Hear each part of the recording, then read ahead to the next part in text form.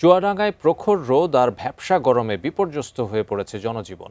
জীবিকার তাগিদে রোদে পুড়ে কাজ করতে হচ্ছে শ্রমজীবী মানুষদের। রোদ উপেক্ষা করে কাজ করতে গিয়ে অনেকেই অসুস্থ হয়ে পড়ছেন। তাই এ সময় খুব প্রয়োজন ছাড়া ঘর থেকে বের হচ্ছেন না কেউ। চুয়াডাঙ্গা সরকারি কলেজের সামনে থেকে আরও জানিয়েছেন প্রতিনিধি মোহাম্মদ মিঠুন। ভ্যাপসা গরমে চুয়াডাঙ্গা জনজীবন বিপর্যস্ত হয়ে পড়েছে।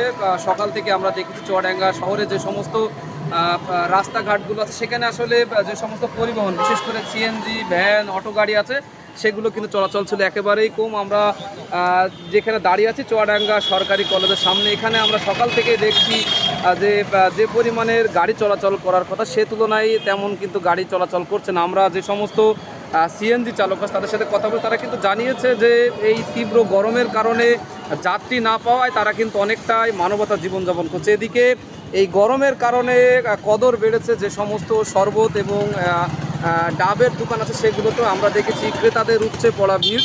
এই গরম নিবারণের জন্য তারা এখানে বিভিন্ন দোকানে আছে। তবে এই গরমের চিকিৎসকের সাথে আমরা কথা বলে চিকিৎসকরা যেমনটি জানিয়েছে আসলে এই গরমের কারণে হাসপাতালগুলোতে বাড়ছে রোগীর সংখ্যা, বিশেষ করে ঠান্ডা, জ্বর, কাশি, ডায়রিয়ায় আক্রান্ত হচ্ছে বেশি। এর ভিতরে সবচেয়ে বেশি আক্রান্ত হচ্ছে শিশুরা। তবে চিকিৎসকরা বারবার বলছে যে এই গরমের কারণে বেশি করে পানি খাতি এবং পানি জাতীয় যে সমস্ত ফল আছে সেগুলো খাওয়ার জন্য তারা পরামর্শ দিচ্ছে। আমরা আবহাওয়া বিষয়ে কথা বলেছি। আবহাওয়ার তথ্য মতে গত কয়েকদিন চুয়াডাঙ্গা জেলাতে 30 থেকে 34 ডিগ্রি সেলসিয়াস তাপমাত্রার মধ্যে ওঠানামা করছে। তবে এই গরমটা যদি বৃষ্টি হয় সেক্ষেত্রে গরমে যে তীব্র গরম হচ্ছে সেটা কিন্তু কেটে যাওয়ার সম্ভাবনা আছে।